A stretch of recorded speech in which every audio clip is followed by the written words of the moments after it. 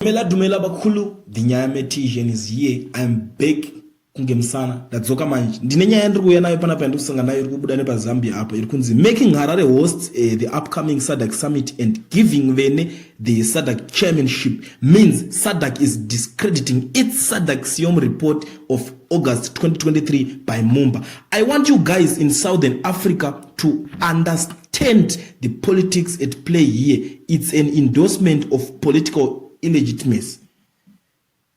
Parikunzi imimi SADC yacho iyo ikangobvumidza kuti summit iende kunohosterwa kuZimbabwe, mobva mati ava vakupuwa chairmanship kureva kuti munenge maendorsa mabvumidza mangoti bo zvakaitika kuZimbabwe maelection bo zvinenge zvatoperera papo, saka inenge iri final score. Ndonyaya panapa iri kubuda nepaZambia nemuchinda anotwa Joseph Kalimbe. Parikunzi mukangobvumidza zvinhu izvo zvikangoitika chete tobataziva kuti SADC yacho ameno zveninga yacho ipapa.